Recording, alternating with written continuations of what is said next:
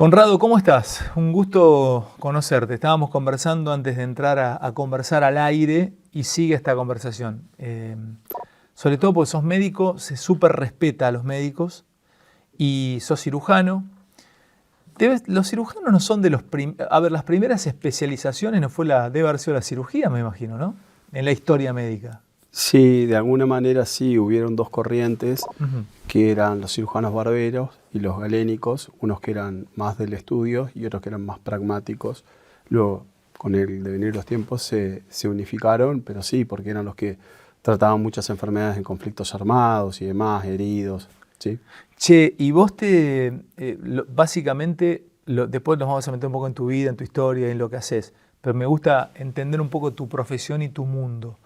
Te dedicás a cirugías bariátricas, ¿está bien Sí. decirlo?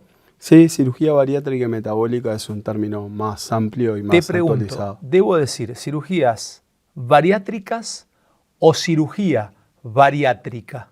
¿Es una cirugía bariátrica o son varias cirugías bariátricas? No, la cirugía bariátrica y metabólica comprende distintas técnicas quirúrgicas, distintas variantes que buscan el mismo objetivo, que es el control de la obesidad y las enfermedades asociadas.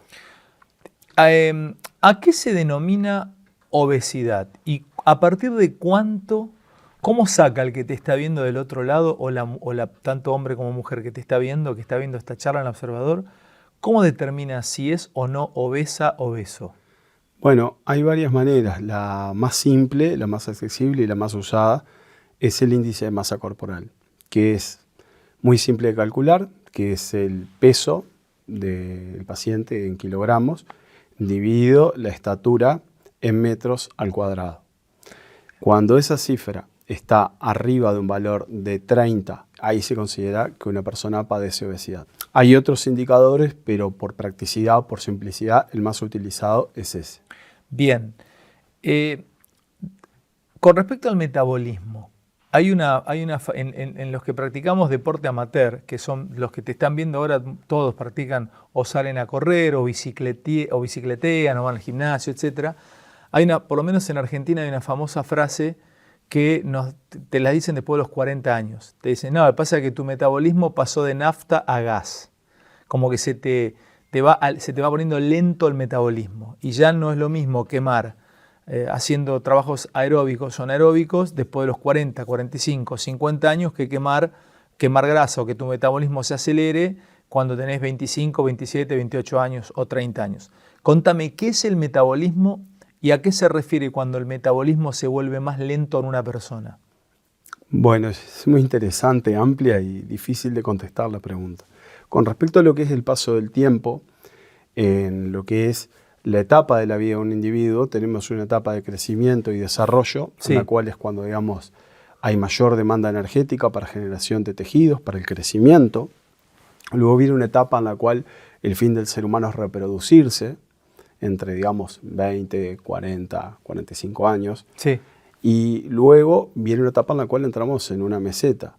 Y cada vez, eso está en todos lados, cada vez lo que llama el metabolismo basal, lo que nuestro organismo necesita para sobrevivir, es menos. Anda despacio. Se le llama metabolismo basal. El metabolismo basal es la cantidad de nutrientes y calorías que necesita un organismo para sobrevivir. O sea, se supone que mientras más grande sos, tenés que empezar a comer menos o a comer mejor, diríamos. O a desarrollar más actividad física, lo cual, por un proceso de desgaste, de deterioro normal, no es la misma capacidad de realizar ejercicio físico a los 55 años que a los 25. Eso Mirá también qué interesante tiene que ver. cómo se va entrelazando y ahí entra tu profesión y tu especialidad, que es cirugía metabólica o bariátrica, porque vos a los 50 años estás definiendo tu retiro de vida. Estás en el cenit de tu vida profesional. Entre los 40 y 50 años estás jugando los últimos 25 minutos, 30 minutos de partido. Estás definiendo cómo te vas a retirar. Se supone que si tenés un negocio o has trabajado, si estás en una empresa privada, entre los 40 y 50 años tomás puestos gerenciales. Si tenés un propio emprendimiento, entre los 40 y 50 años es el momento donde ya lo empezás a organizar para dejárselo a tus hijos. Pero eso conlleva muchas horas de trabajo, muchas horas de estrés. Entonces no le podés dar la misma intensidad a tu entrenamiento que un pibe de 25 o 26 que lo ves a las 7 de la tarde con el bolso al gimnasio. Pero es es que difícil. es algo que nos pasa a muchos, me pasó a mí personalmente, luego podremos hablar de eso, y es muy interesante. Y hay algo con respecto a lo que tú dijiste, hace unos días tenía una charla con un colega traumatólogo, que él se dedica específicamente a lo que es columna, y me decía, Javier, el ser humano está planificado para vivir 2 veces y medio su edad reproductiva. O sea, hablamos de unos 45, 50 años. Luego los avances de la ciencia, los antibióticos, la cirugía, en fin, han hecho de que podamos sobrevivir a otras enfermedades. ¿Y qué ocurre? Eso nos permite seguir desarrollándonos también intelectualmente, como vos decís, adquirís puestos gerenciales, vas progresando en determinadas áreas de tu vida. Pero tu organismo está en una etapa que, hablando pronto y mal, no fue diseñado. El organismo nuestro no está diseñado para vivir 70, 80 años. Esa es la realidad. Es muy interesante, andar despacio, porque cuando abrís esas puertas da para pensarlo un poquito. No estamos diseñados para esto. Se supone que, claro, si de neolítico tenemos 25.000 años, nosotros hasta hace 500 años, a los 45, 46 años te ibas. Nietzsche escribió su obra con 23, 24 años. Kant daba sus mejores clases con 32 años. Se morían con 50, Carlomagno se murió con 48 años, 50 años. Cortés llegó a México con 19 años, 20 años.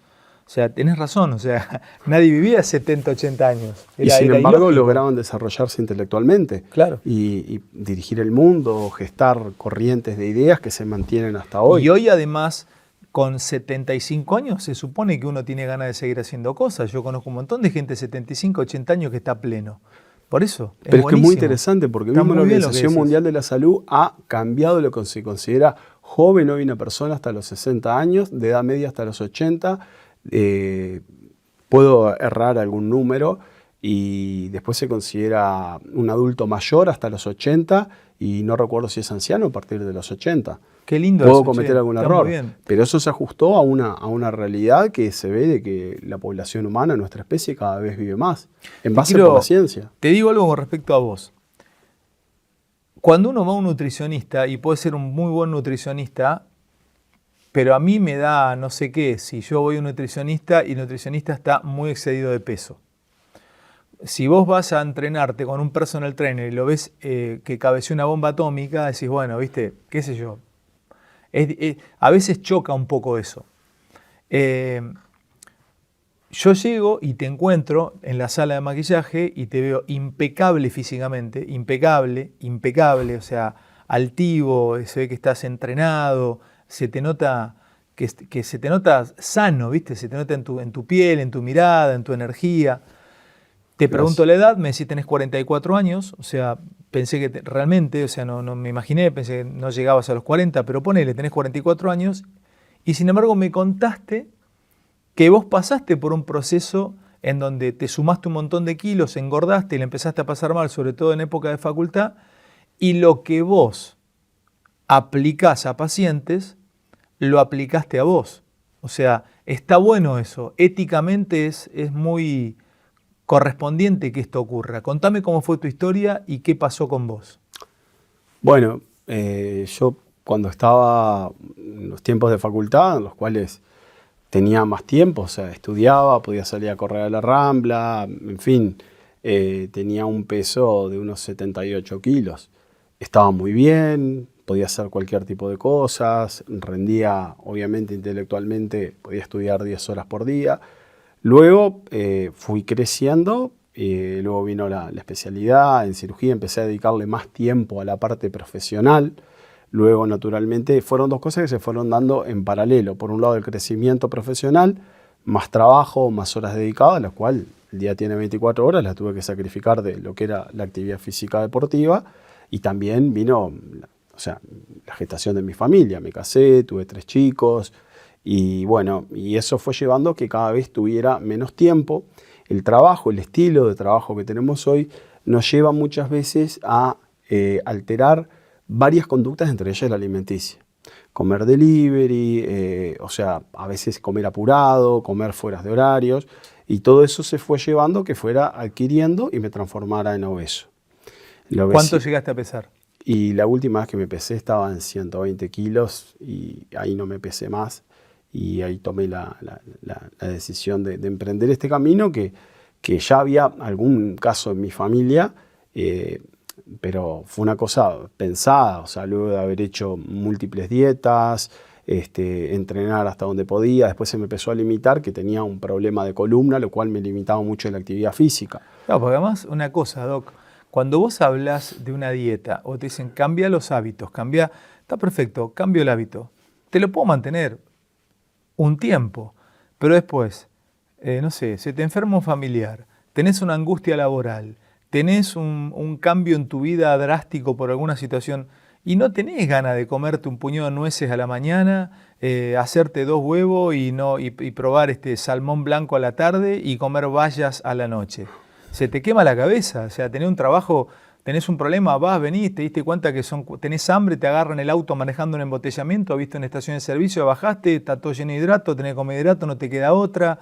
No es fácil mantener un estilo de vida por muchos años, a menos que seas millonario, vivas afuera a Punta del Este, a la mañana agarres la bicicleta para pedalear, o no sé, o en Buenos Aires, digo Punta del Este, o Buenos Aires, o Nordelta, lo que sea, y no te entre un solo problema a tu cabeza, ¿viste?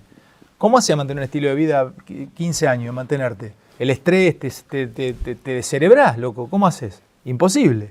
Sí, eso que tú decís es muy cierto, pero también es verdad de que conforme la enfermedad va progresando, llega un momento en el cual uno tira la toalla. Y como se dice a veces vulgarmente, si se va al balde, que se vaya a la piola.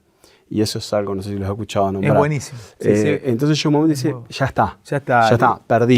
Probé las dietas, estoy en 125 kilos. Bajé 20 kilos, recuperé 25, claro. Y probamos una, dos y otra. Y ojo, hay un cambio en el proceso bariátrico, que luego lo podemos comentar. Hay un cambio también de estilos de vida y de adquisición de nuevos hábitos saludables. Y es muy interesante porque al paciente, una vez que lo consiguió, le es mucho más fácil, y puedo hablar por mí también, sí, pero seleccionar el alimento. Está claro, pero yo leí el tema de lo bariátrico y te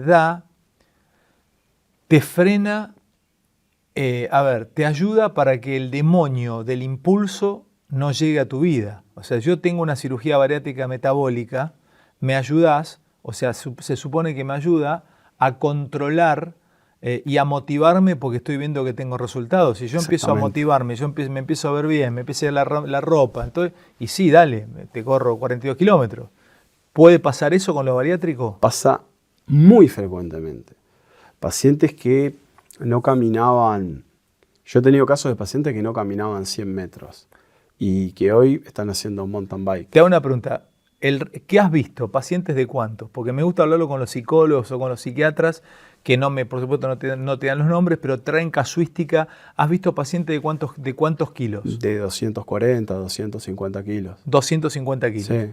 ¿Y qué hicieron? ¿Se fueron a practicar cirugía bariátrica metabólica? Claro, hay un proceso de preparación en el cual el paciente se tiene que ir mentalizando, se trabaja en equipo multidisciplinario, con psicólogo, psiquiatra, nutricionista, internista, y se va preparando al paciente. El paciente muchas veces se le pide y él está motivado y consigue bajar algo de peso.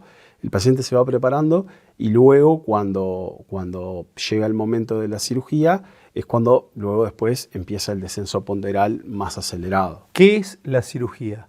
¿En qué consiste la cirugía bariátrica? Vamos al punto. Bueno, hay, digamos, dos grandes corrientes de técnicas. Técnicas que son restrictivas, lo que hacen es generar un estómago más pequeño con el objetivo tal de que el paciente se llene con menos cantidad de alimento, genera una saciedad más precoz. Esa es restrictiva. Restrictiva. ¿Cómo me achicás? A ver, ¿me achicás por dónde entra la comida o me achicás el estómago? El estómago. El estómago. ¿Y Esa cómo técnica me achicás el estómago? Se hace mediante cirugía laparoscópica, sí, con 5 pequeñas incisiones. Se secciona gran parte del estómago, se extirpa y queda un estómago, por eso se llama gastrectomía vertical en manga, similar a lo que es una manga. Mucho más pequeño, con lo cual genera una restricción de que el paciente come, pero se siente saciedad con Te mucho pregunto menos una cantidad de cosa, alimentos. la saciedad a mi cerebro, ¿quién me la manda? ¿El estómago? No, eso es muy interesante. La saciedad está asociada a un montón de sustancias que se liberan cuando la comida sale del estómago y pasa al intestino delgado y se empiezan a liberar un montón de sustancias, las más conocidas son incretinas, y hay otras como la leptina y demás que son las que le indican al cerebro es suficiente. ¿Qué ocurre?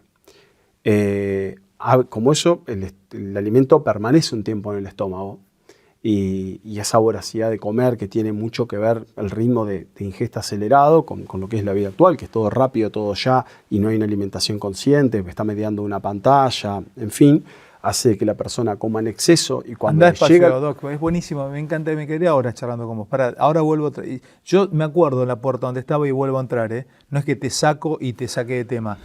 Me abriste una puerta hermosa, entro a esta puerta y después vuelvo otra vez por el pasillo de la cirugía.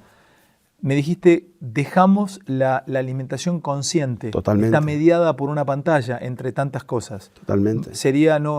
Consciente sería conectar con la comida que estoy comiendo y el momento que estoy comiendo. Concentrarse desde la preparación del alimento. Fíjate cuánto ha cambiado. Ya se prepara menos alimentos, de la preparación del alimento, de la textura, el aroma, a sentarse a comer, poner una mesa, no comer sentado en una silla con el celular, dedicarse a comer, dedicarle el tiempo a la masticación y dedicarle el tiempo a que el alimento pueda salir del estómago y nos dé la saciedad. Porque si uno come y come y come y come y come y come apurado, una de las cosas que va a pasar es que cuando todo ese alimento llegue para dar la sensación de saciedad, ya comiste mucho. ¿Se sabe más o menos cuánto demora en salir el primer alimento del estómago? ¿En minutos? Es variable, pero generalmente no menos de 20-30 minutos. Dependiendo el tipo de alimento. Los alimentos con más proteínas y con más grasas suelen de ser de digestión más lenta. Los hidratos suelen ser de digestión más rápida. Bueno, vuelvo. Podés achicar mi estómago Sí. con una cirugía bariátrica. ¿Eso genera qué cosa? Mayor saciedad rápidamente, diríamos. Exactamente. Perfecto. Y también hace que el estómago se vacíe más rápido. Al ser más pequeño se vacía más rápido porque tiene menos capacidad de acumular, por lo cual le envía los alimentos al intestino delgado más rápidamente y el paciente también lleva una saciedad precoz. A veces, y ahí voy al punto, y esto viene desde mi disciplina o mi profesión o mi oficio, porque no es profesión ni disciplina, es un oficio, la filosofía es un oficio. Se dice que uno de los poderes más importantes en el mundo moderno es el poder médico. O sea, el poder, no es que el poder médico manda, pero el poder determina lo normal y lo patológico a través de la psiquiatría o la psicología. Quien está, por ejemplo, un loco no puede votar mañana en Uruguay ni en Argentina. Si vos no tenés el sello de sanidad, si vos estás en un psiquiátrico, no puedes votar. El poder determina que vos no votás. Quién está sano, quién está insano, lo determina el poder médico. Yo voy a pedir trabajo mañana al observador y me ponen un sello los médicos que no tengo condiciones físicas para estar ahí y no entro. Entonces, tanto la medicina como la psiquiatría, la psicología son dos lugares donde el poder ejerce, genera lo que es lo normal y lo patológico. Lo cuento rápido, yo tuve un chiquito, mi hijito nació, estuve internado en neonatología. Cada vez que iba a una ecografía me cantaban un percentil. Empezó con 8, terminó con 1. Y yo le decía, ¿pero qué es esto? Es una medición en base a las estaturas del desarrollo fetal. Bueno. También el poder puede determinar de lo que se hable, de lo que no se habla, o de lo que está bien y lo que no está bien. Por ejemplo, el periodismo es otro poder. El periodismo determina qué es verdad y qué no es verdad. Qué es verdad y qué no es verdad. Ahora menos, porque el streaming y las nuevas tecnologías vinieron a definirlo. Perdón, Sí. Alejandro, el que interpreta lo que es verdad o no es verdad es el lector. Puede estar influenciado por un medio, pero si uno tiene un pensamiento crítico, puede discernir entre lo que lo llega. Es brillante, totalmente. Yo ni siquiera creo en la verdad, creo en la realidad. Cada uno de nosotros tiene nuestra propia verdad. Pero voy a lo tuyo, a la cirugía bariátrica. A mí me parece maravilloso lo que me estás contando. Ahora, yo no sé si el poder médico históricamente en el mundo determina como algo aceptado o normal y no te hace mala, no es que mala prensa, pero no tenés que explicarlo dos veces. Porque vos decís, me lo acabas de explicar laparoscópicamente, hay un achicamiento de estómago, etcétera, etcétera. Entonces es bueno que lo cuentes y utilices un ratito para decirme cuántos años tiene esta técnica y además lo seguro que es. Porque si todos, porque hablaste conmigo y te cierro, a mí me motiva y meterme a investigar esto y no sé si mañana no lo haría.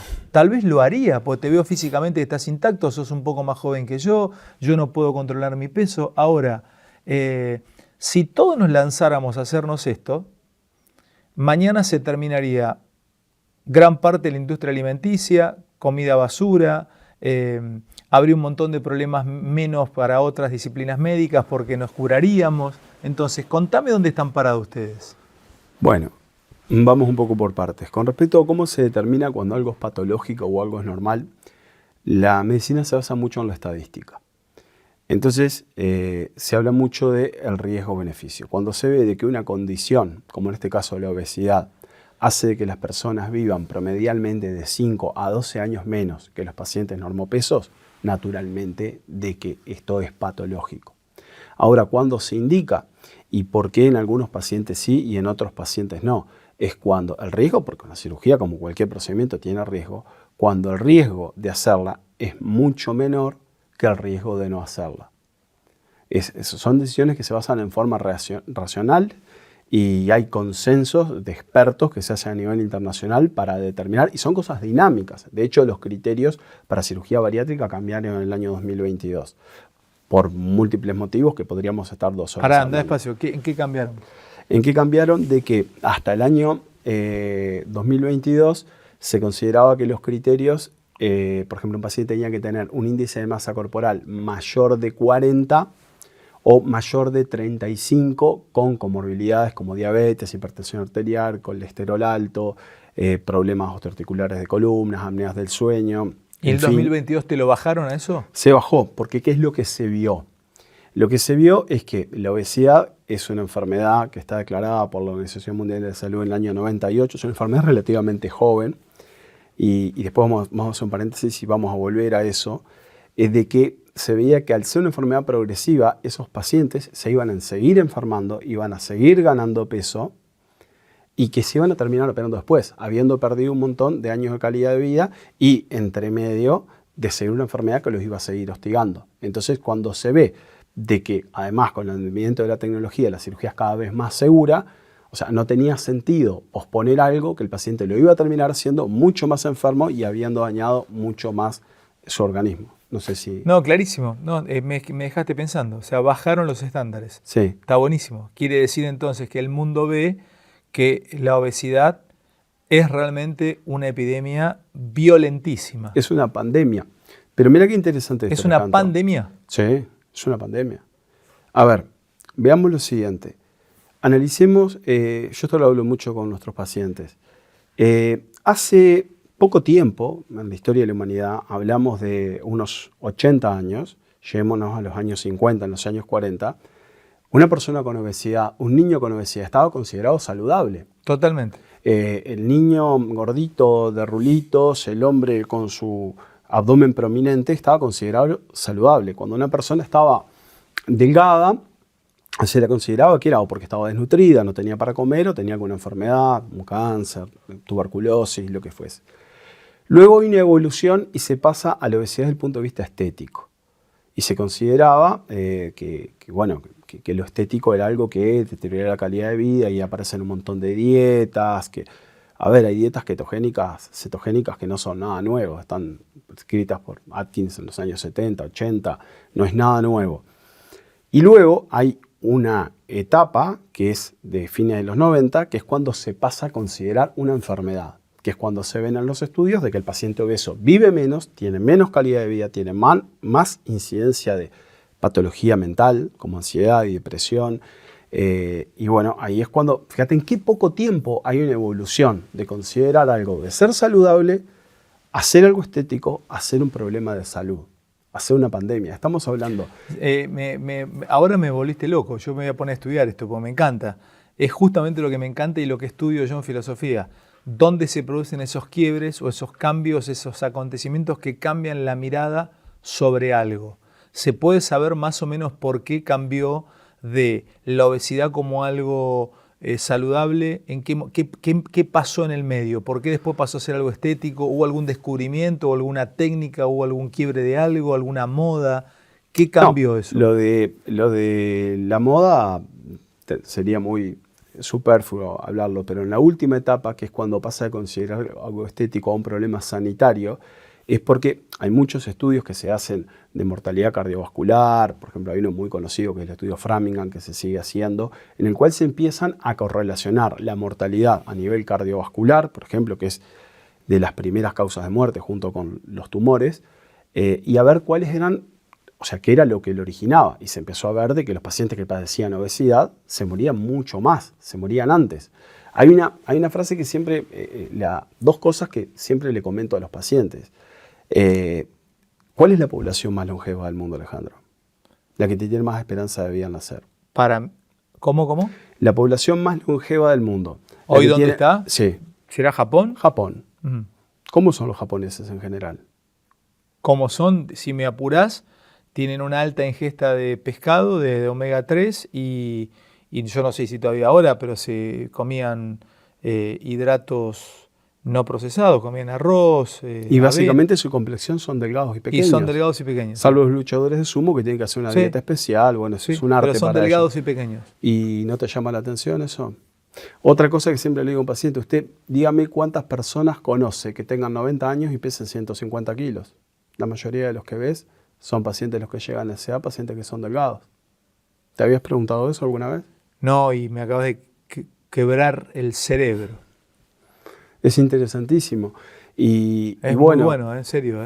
Son cosas que cuando uno lo habla con el paciente, con su familia, con su entorno... Una cosa es estar excedido con 50, 55 años, 60, pero ya cuando estás muy excedido, 70, 80 años, claro, te empieza... Pero es que el daño te lo empezás a hacer antes, porque nosotros tenemos eso que pasa con las enfermedades agudas, por ejemplo, una neumonía, de que tú estás bien, empezás con tos, flema, fiebre, tenés una neumopatía aguda, una neumonía, tomás antibióticos y te curás. Eso son enfermedades agudas. Las enfermedades crónicas, que por definición no tienen cura, sí se pueden controlar y tratar, como la obesidad, son enfermedades que son progresivas, van de a poco, te van haciendo un daño que no es que a los 55 años, o sea, el daño que te hiciste, algo se puede revertir, pero la idea es que no te sigas haciendo daño y puedas tener una mayor calidad de vida. Hay cosas muy, muy pesadas que uno en la consulta y en el contacto diario con los pacientes empieza a ver lo que son las limitaciones. Las limitaciones en la vida del paciente obeso. Yo he tenido instancias que han sido muy conmovedoras con pacientes que te cuentan que no pueden higienizarse y se lo tienen que hacer sus hijos. Pacientes que no pueden tener una vida sexual. Total. Sí, totalmente. No pueden tener vida sexual. Tiene una vida social restringida. Hay muchos más obesos de los que pensamos, porque el obeso tiende a confinarse en su casa muchas veces, por vergüenza, por ser juzgado por la sociedad, incluso muchas veces por su familia. Y acá entraría un dilema ético hasta de la sociedad, que tú lo podrías estudiar y manejar mucho más que yo. El obeso es un enfermo, pero es un enfermo que se lo juzga. Se le aplica una culpa. Vos sos gordo porque comés. Cerrá la boca, dejá de comer. El paciente tiene una enfermedad. ¿A qué paciente con una enfermedad crónica, supongamos el caso de un asmático, decimos, vos sos obeso porque no tenés voluntad para respirar bien? Eso no ocurre, no juzgamos. Sin embargo, el obeso se lo juzga, se lo discrimina, se lo sesga. Es muy doloroso. Sufre a nivel físico, a nivel social, a nivel laboral. Eso está estudiado también, que los altos cargos gerenciales generalmente no son ocupados por obesos. Hay una discriminación. Y sin embargo, en vez de apoyarlos, de buscar una ayuda, se los juzga. Por suerte, en muchos casos hay una familia que está atrás, que está apoyando, que vamos a salir adelante. Pero, ¿cuán dura es nuestra sociedad juzgando y condenando a una persona que padece una enfermedad? A la persona que está enferma hay que ayudarla. Hay que buscarle el mejor tratamiento que pueda acceder para que esa persona pueda recuperar su vida. Y sin embargo no se hace. Al contrario, se los condena, se los juzga, se los segrega. Es durísimo. La vida del paciente obeso es durísima. Es durísima. En el hombre y en la mujer hay un evento social, un casamiento, no sé, lo que sea. Y el obeso muchas veces busca cualquier excusa para no ir, porque lo van a estar juzgando. Lo vive como un drama. Es durísimo, porque sabe que va a ser juzgado. Si tú te subís a un avión, lo que menos querés es que te toque un gordo al lado. Vamos a ser sinceros. Ves una persona de 120 kilos, sobre todo la mayoría, viajando en economy, con asientos de 44 centímetros, y te toca una persona al lado y decís, es horrible eso. Yo lo viví. No llegué a tener una obesidad de 250 kilos, pero sí saber de que la gente, el gordo esto, el gordo lo otro, hay una segregación y una discriminación que es tremenda y hace que el paciente lo sufra todos los días de su vida. Yo discrepo con el gordito feliz. Discrepo. A ver, una persona no tiene por qué ser infeliz por ser obeso, pero si es una persona que está sufriendo mucho más que si fuera normopeso, que estaría mucho mejor. Ahora entiendo por qué te va bien en lo que haces, porque entendés a la persona que recibís. Porque estuviste en ese lugar y pues los entendés. Ahora entendí todo. En estos 5 minutos que te escuché, está clarísimo. Entendí todo. Sos una persona que ama al paciente que viene, o sea, lo entendés. De que te entra un obeso o una obesa o alguien que está sufriendo, entendés todo. No solamente es hacerlo bajar de peso por salud, sino es un paquete hasta de contención. Te entiendo perfecto. Es brillante como lo explicaste. Pero es que es hermoso. Me tocó hace poco uno de estos casos de grandes obesos que se llaman triple obesos, de un hombre que fue a la consulta, hizo todo su trabajo, 6 meses de preparación, tiene una chica de la misma edad que mi niña y me decía de que él no podía ni andar en bicicleta, no podía desarrollar cosas con la hija y bueno, tenía afectados otros polos de los que ya hablamos y cuando lo veo en el control postoperatorio ya a los 2 meses que llevaba perdido cerca de 40 kilos y ya se sentía otra persona, a pesar de que le falta mucho camino por andar.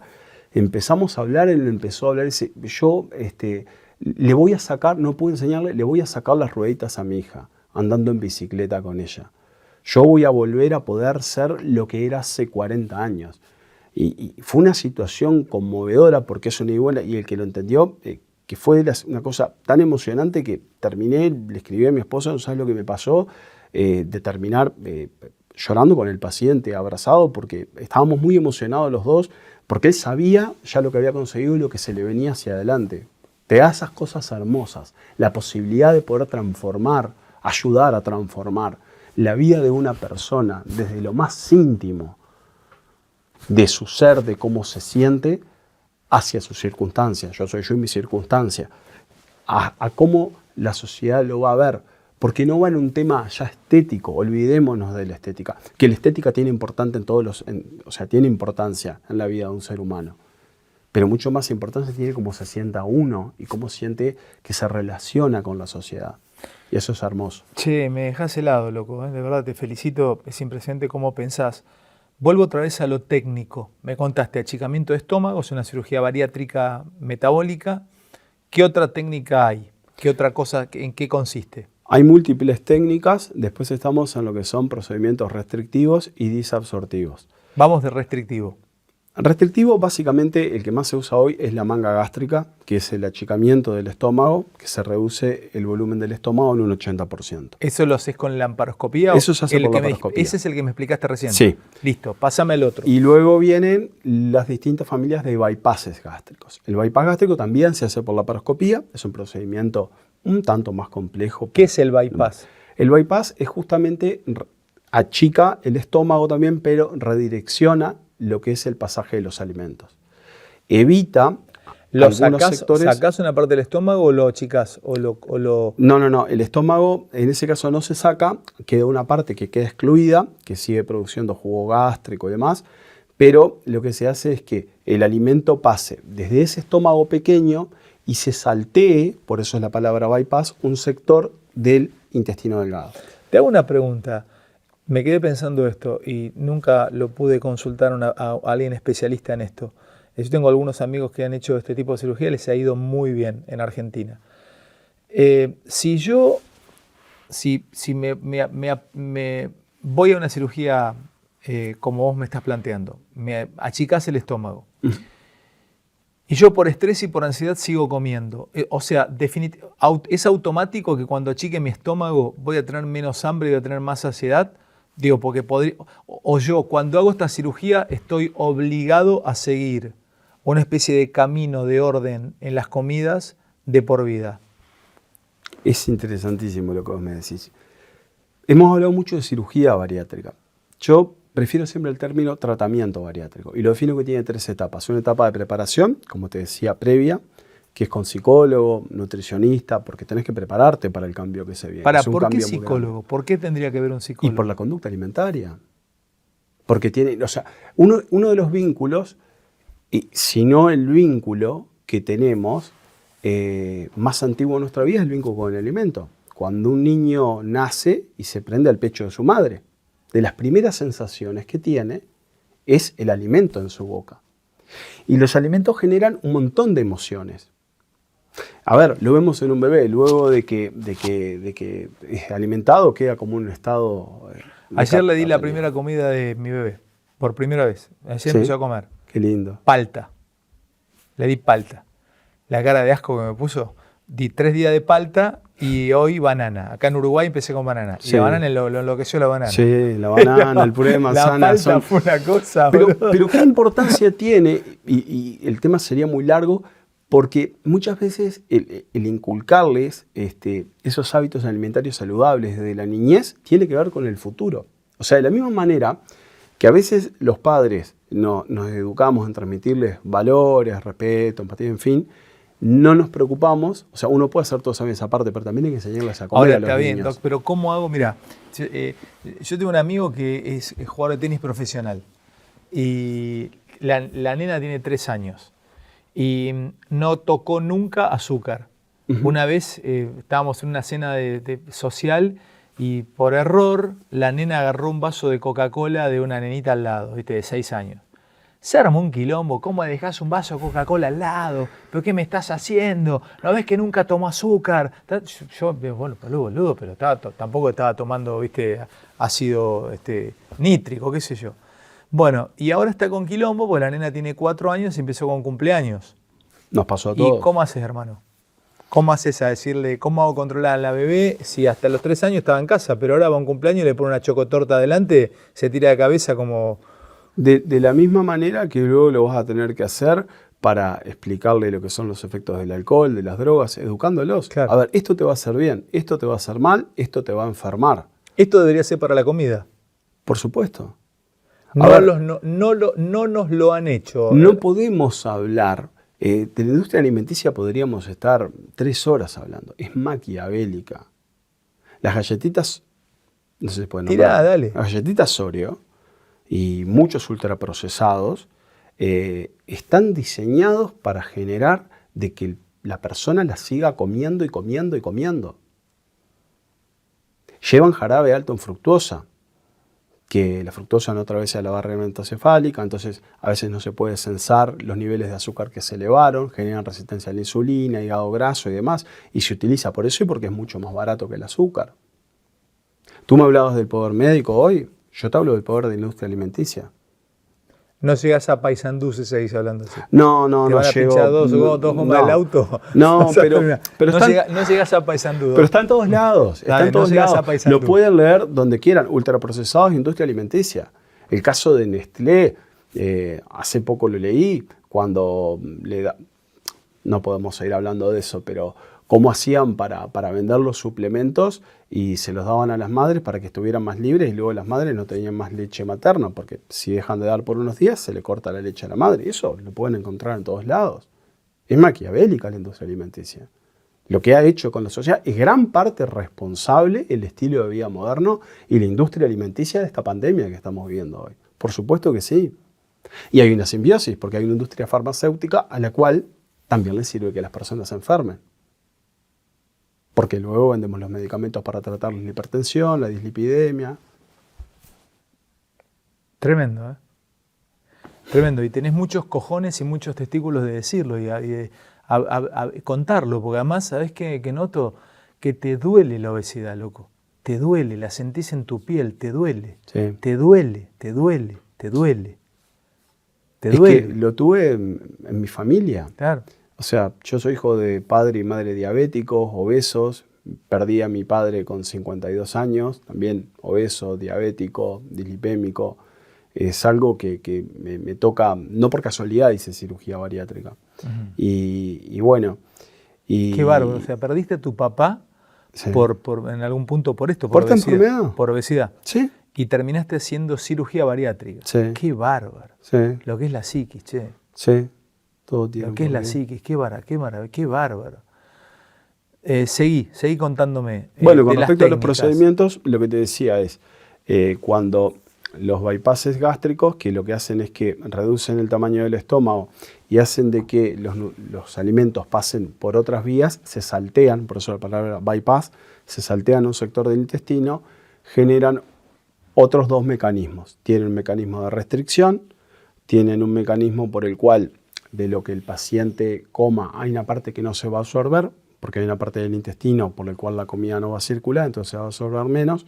Y el efecto más interesante, que es lo que se llama el efecto incretínico, que es que el intestino, que anteriormente era visto como un órgano simplemente por el cual circulaban los alimentos, se absorbían los nutrientes y salía la materia fecal, el intestino es un órgano endocrino. ¿Qué es un órgano endocrino? Es un órgano como la tiroides, las glándulas suprarrenales, la hipófisis, que secreta hormonas, que secreta sustancias que actúan a distintos niveles del metabolismo y lo pueden corregir. EPA, quiere decir que si mi intestino no está bien tratado, puede generar o secretar una hormona que pueda despelotarme y cambiarme todo mi metabolismo. No necesariamente así, pero sí se sabe de que cuando el alimento pasa sin digerirse a sectores distales del intestino, hay un aumento de una serie de hormonas, las más conocidas son incretinas, que regulan el metabolismo. Eso es lo que hace, por ejemplo, de que sea una cirugía muy utilizada para el tratamiento de la diabetes. Yo he tenido pacientes que están tomando 3, 4 fármacos para su diabetes, incluso aplicándose insulina, y que a las 48 horas estás con niveles de glicemia normales. Y quedan sin fármacos o a veces con un fármaco o dos y tienen un control, remite la diabetes. No se cura porque las enfermedades crónicas no se curan, pero remite y el paciente tiene que dejar... ¿Con cirugía de intestino? Con bypass gástrico. Se puede hacer remitir la diabetes. Y que personas que tienen, o sea, y las complicaciones de la diabetes, eso está descrito en todos lados. Por eso es que te decía, se habla mucho de cirugía bariátrica y metabólica. Claro, porque el obeso no es solamente obeso, trae un paquete de patologías, la enfermedad te trae un montón de otras cosas atrás. Claro. Realmente se dice obesidad y enfermedades relacionadas. Tengo una pregunta. ¿Qué hace, por ejemplo, una sociedad? Yo hablo por boca de ganso, corregime, pero lo primero que uno puede captar, que Estados Unidos tiene una alta epidemia o pandemia de obesos. Totalmente. País más obeso del mundo. ¿Es Estados Unidos? Sí. ¿Y no hace nada al respecto? ¿No trabajan no trabajan en cambios alimenticios? ¿No trabajan, a ver, han solucionado algo tan asquerosamente dramático? No lo han solucionado del todo, pero no es lo mismo lo que se vive, por ejemplo, con cuestiones con respecto al racismo, que con lo que se veía en los años 30, 40 o 50 con respecto a lo mismo. Entonces, a través de campañas, a través de concientizaciones, a través de trabajos, a través de un montón de cosas, han logrado que eso tenga mucho menos impacto que lo que tenía hace años. ¿No pueden hacer lo mismo con algo que mata tanto como mataba o mata el racismo? Lo han tratado y lo tratan. En general no me gusta hablar de otros países, pero vamos a hacer una pequeña excepción. El tema es que están tratando la consecuencia y no la causa, porque para tratar las causas es mucho más complejo. Un sistema donde las personas trabajan 12 hasta 14 horas, que no están en su casa, que no se pueden alimentar bien, donde la industria alimenticia es la peor del mundo, porque es difícil a veces, lo hablaba hace poco, estuve con un amigo cirujano bariátrico en Estados Unidos, rotando con él en su clínica y me decía, la comida saludable también es mucho más cara. Y podríamos seguir hablando de esto, porque la obesidad también se asocia a los estratos socioeconómicos y culturales. A ver, tanto en Argentina como en Uruguay. ¿Qué es más simple? ¿Comer tortas fritas o comer salmón? Me acabas de dar una muy buena respuesta para cuando escucho esa estupidez. Hambre, me hace decir que tienen hambre. Fíjate cómo están. Fíjate cómo están. Tan gordos, fíjate cómo están. Tan con panza y vienen a pedir comida. Mira cómo están. Es una terrible estupidez y una hijaputez. Porque en realidad se alimentan con malos hidratos. Hidratos y grasas para llenarse. Claro. Porque es lo que pueden comer y azúcares, muchas veces. Y azúcares. Y no es como un tipo que tiene una alimentación keto que come palta, salmón crudo y alimentos ricos en grasas saludables. ¿Y qué ingresos tiene que tener una familia para poder mantener una dieta de ese tipo? Totalmente, claro. Está muy bien. Pero sin embargo, en países que sí tienen PIB per cápita muy alto, como Estados Unidos, y tienen un mayor poder adquisitivo, su estilo de vida y su industria alimenticia es la que los lleva a eso. ¿Qué niveles tienen acá en Uruguay de obesidad y cómo está básicamente esto? Uruguay está ubicado en el contexto del Cono Sur, junto a Argentina y Chile. Estamos en el torno del 30% de población con obesidad, y entre obesidad y sobrepeso estamos en el torno de arriba del 60%. O sea, acá la regla es ver un paciente con un habitante con obesidad o sobrepeso, es mucho más probable que te lo cruces en la calle que un paciente normopeso. Es así. En Uruguay. En Uruguay, esa es la realidad. Y tenés, ya me imagino que no tendrás trabajos de campo, pero en el interior se ve también, la alimentación es más saludable en el interior. Es relativamente similar. Uh-huh. La incidencia de obesidad es relativamente similar en el interior que en la capital del país. Uh-huh. Te quiero hacer 2 o 3 preguntas más. Cuando hablas de posibilidades, a ver, yo te voy a ver ¿dónde trabajás vos? Tu base, tu central está en Paysandú. ¿Vos atendés en Paysandú, atendés Montevideo, atendés en Cerro Largo? ¿Dónde atendés?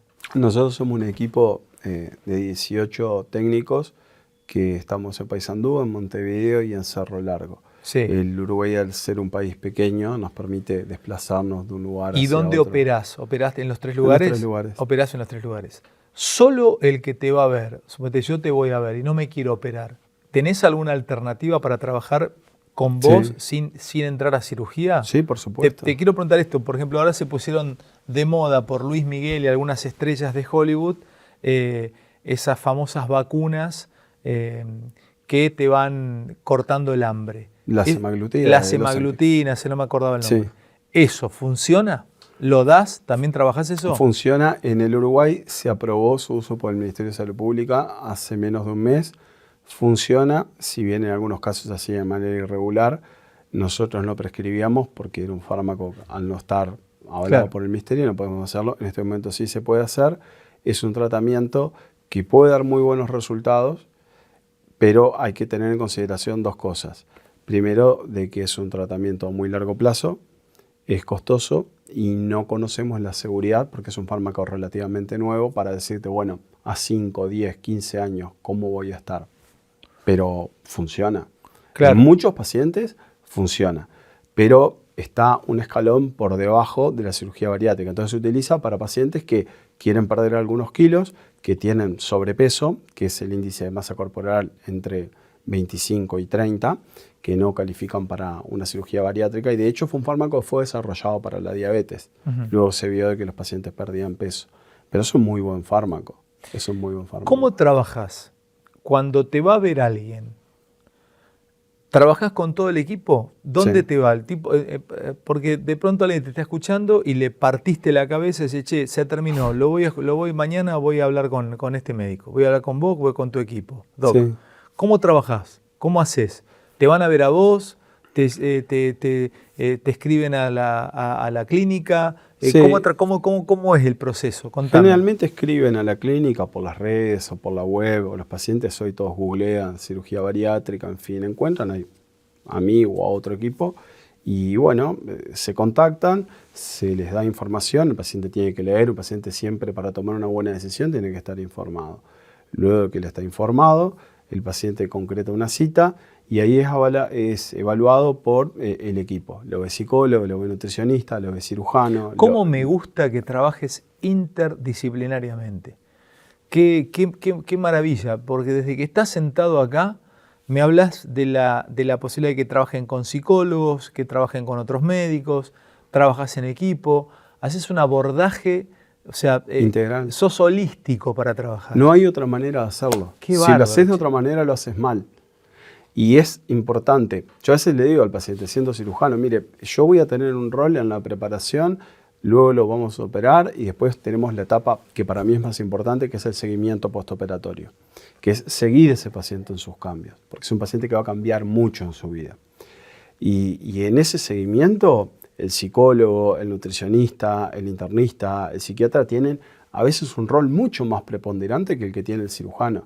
Y el seguimiento, esa tercera parte, yo muchas veces comparo lo que es un proceso bariátrico a lo que es el proceso del nacimiento de vida de un ser humano. Está la etapa de preparación, que sería el embarazo, que es fundamental, prepararse para lo que se viene. ¿Ah? La mujer se hace análisis, tiene que ver obstetra, ginecólogo, en fin. Luego viene el parto, bueno, o cesárea, el nacimiento del ser, que vendría a ser la cirugía, que es la parte que está en el medio. Y luego viene, como cuando te vas con tu primer hijo a tu casa, viene la etapa más importante y la más desafiante, que es criar esa criatura. Y ahí no es tipo, me operé y se terminó. Ahí, digamos que empezó. Tú que también sos padre, ¿qué te ha costado más de las 3 etapas? ¿Cuál fue más dura? Esta de ahora. Sin ningún lugar a dudas. Y reencauzar el paciente a su vida, que empieza a perder un montón de kilos. Trabajamos con un profesor de educación física que entrena... Por eso es para toda la vida. Claro, o sea, y que entrena a los pacientes, porque al principio, claro, al paciente le es difícil retomar la actividad física. Estás operado, pero tampoco podés ir a hacer CrossFit. O sea, entonces la profesora va trabajando con ellos de forma gradual, el psicólogo los motiva, el nutricionista los va controlando y eso va haciendo que el paciente se va entusiasmando y luego tenés pacientes que están jugando pádel, corriendo carreras de bicicleta, haciendo... Te hago las dos últimas. La primera, ¿considerás que además a mí me encanta aprender de las entrevistas, ¿viste? Chupo información.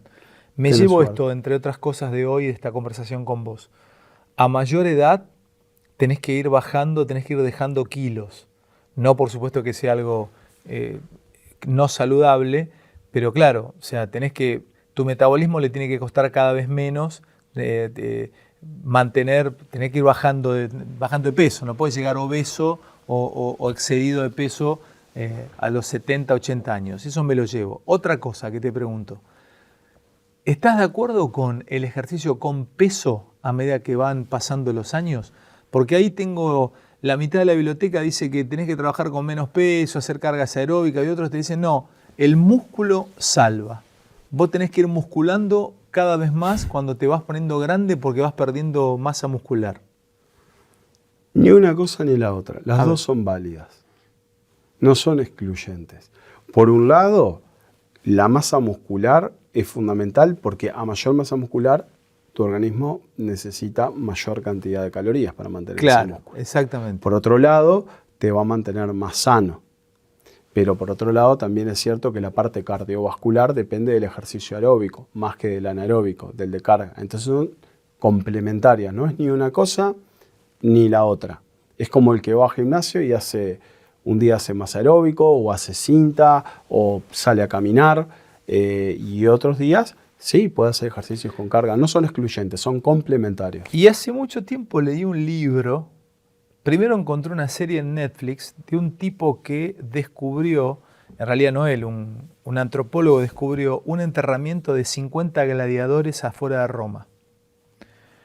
Un cementerio, creo que no más, eran 150 gladiadores. Esto hace unos 15 años descubrieron en las afueras de Roma restos óseos, 150 gladiadores. Estaban datados como tipos que habían sido enterrados ahí, habían combatido,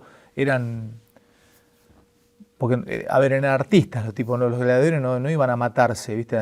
Pero los tipos estaban muertos ahí. Les hacen un estudio vegetarianos.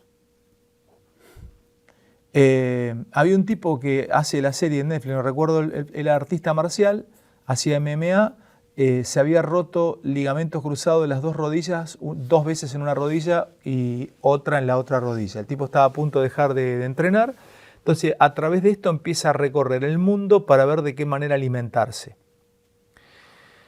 Y llega a la famosa dieta keto.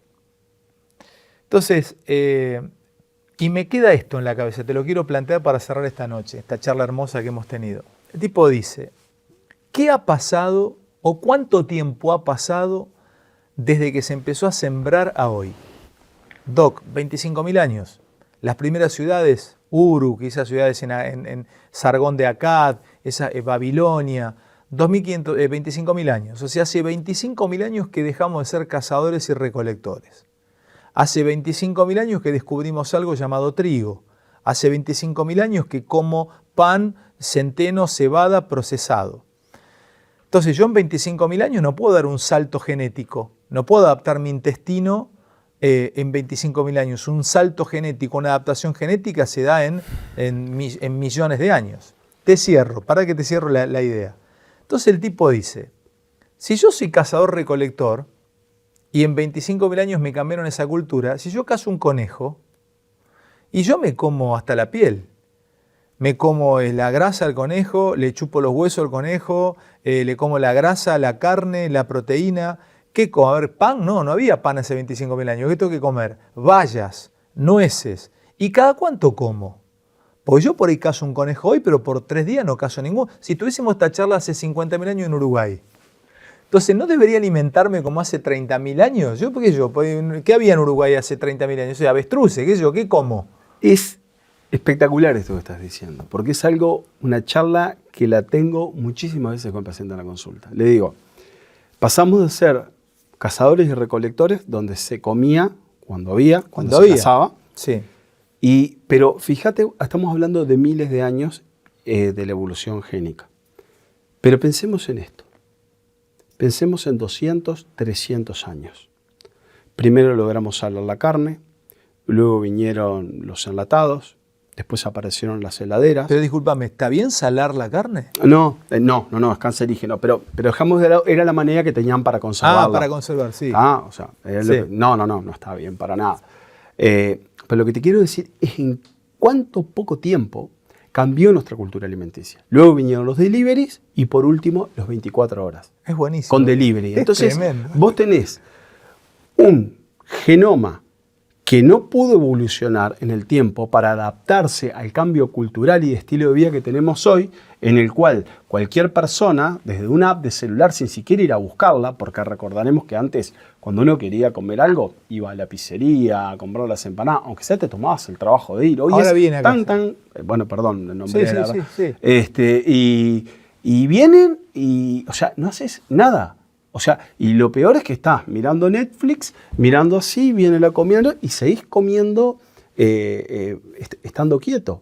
Entonces, nuestro genoma, digamos, o sea, nuestro organismo no se pudo adaptar a ese cambio tan rápido, que hubo de tener alimentos 24/7 Y los vivimos 365 días al año. inflamados, ¿viste?